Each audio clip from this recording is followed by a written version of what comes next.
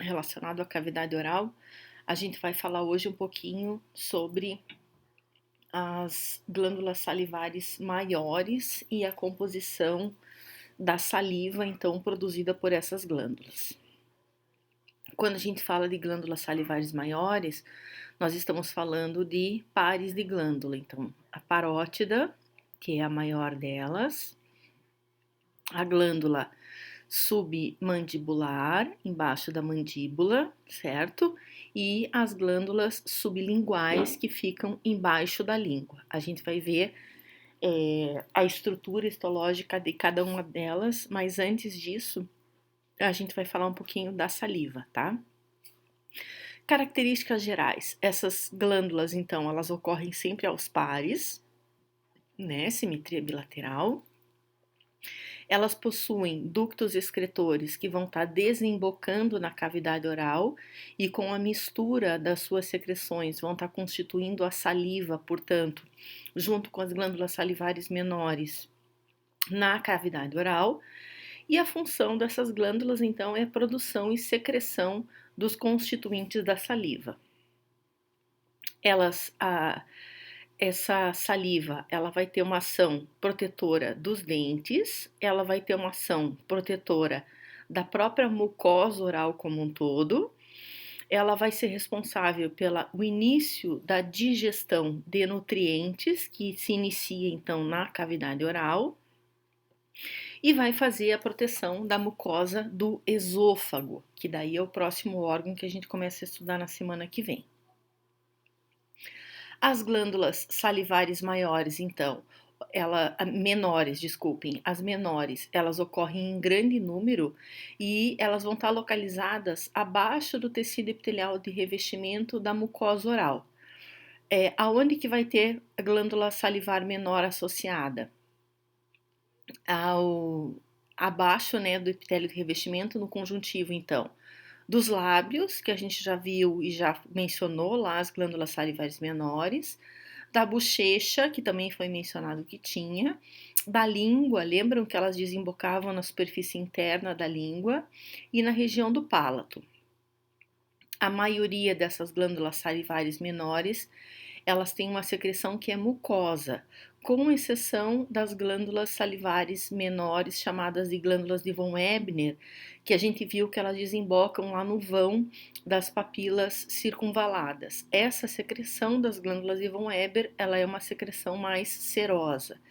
Lembrando aqui, quando a gente fala de secreção mucosa e serosa, gente, secreção mucosa rica em mucinas, e secreção, portanto, vai estar produzindo muco, e a secreção serosa, ela é rica em proteínas, na grande maioria aqui enzimas. Quando a gente fala da constituição da saliva, ela é um fluido bastante complexo, que mantém úmida, portanto, a cavidade oral, sendo que 65 a 70% da saliva é produzida pela submandibular, 20% da saliva pela parótida,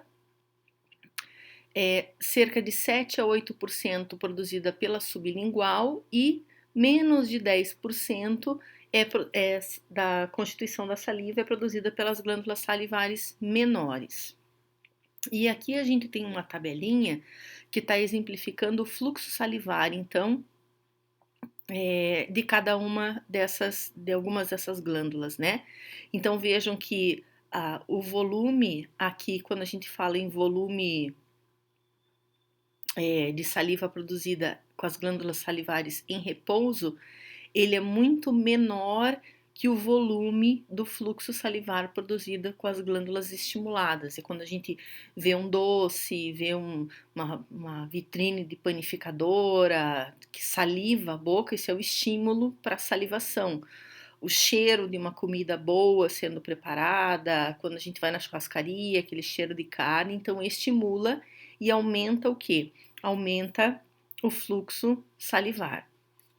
Ela tem efeito, portanto, protetor dos dentes e da mucosa oral.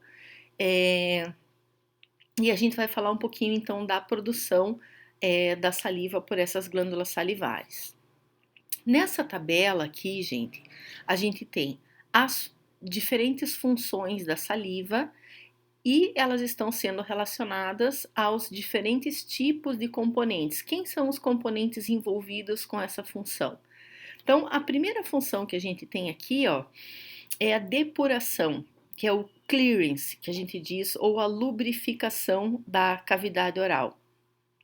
Esse clearance, gente, ele é realizado pela grande quantidade de mucinas, água e proteínas ricas em prolina. Vão ajudar a limpar a superfície da cavidade oral, as superfícies relacionadas à cavidade oral. Então, elas retiram moléculas como, por exemplo, os açúcares da superfície do dente, o que evita que bactérias venham a fazer uso desses açúcares, fermentem e vai ter uma maior vai ficar mais propício ao surgimento, por exemplo, de cáries em relação aos dentes. Tem uma função relacionada à integridade da mucosa. O que mantém essa mucosa íntegra? É o efeito protetor das mucinas e a lubrificação realizada pela água. Então, mucinas e água estão relacionadas também com a integridade. Isso porque essas mucinas, gente, elas estão relacionadas com o fato da capacidade da saliva aglutinar bactérias. Então, aglutina a bactéria, junta essas bactérias, leva à formação da chamada placa bacteriana da superfície dos dentes. Além disso, a gente tem aqui as proteínas ricas em prolina, os íons cálcio e os íons fosfato, eles estão relacionados com a solubilidade e a maturação pós-eruptiva do esmalte. Isso porque quando um dente nasce, né, que ele está fazendo o processo de erupção, esse esmalte, ele é um esmalte extremamente poroso. E quem vai fazer o depósito desses íons aqui, ó, é a saliva. Então, devido à saliva ter uma grande quantidade de cálcio e fosfato, ela vai ser responsável por maturar esse esmalte, que inicialmente é um esmalte poroso. Aqui a gente tem, ó, função antimicrobiana pela lisozima, pela imunoglobulina A, que tem um efeito secretor, lactoferrina, lactoperoxidase, defensina, cistatina, estatina e outras moléculas, como também aqui de novo as proteínas ricas em prolina. A lisozima, por sua vez, ela está diretamente relacionada com a hidrólise da parede das bactérias, então ela tem uma ação bactericida. A imunoglobulina A, ela vai estar junto com a mucina e com a água, fazendo a aglutinação, então, de micro-organismos. A lactoferrina, ela vai se ligar ao ferro da saliva. Isso porque existem bactérias que aumentam sua capacidade proliferativa e, portanto, aumentam o número de bactérias que venham a utilizar o ferro como fonte de nutriente. Então, acaba tendo um efeito antimicrobiano. Se eu ligo o ferro, esse ferro deixa de estar disponível para bactérias que se alimentam desse ferro. A saliva, ela é tamponada, gente. Ela tem um efeito tampão. Quem possibilita esse efeito tampão é o bicarbonato. Então, este bicarbonato, ele vai fazer com que o pH da saliva seja mantido em um pH de 6,8 aproximadamente. Muito diferente do pH ácido, que é favorecido, que favorece a proliferação de bactérias, que seria um pH em torno de 5. Então, essa ação tamponante, ele tem um efeito protetor em relação à proliferação de micro-organismos.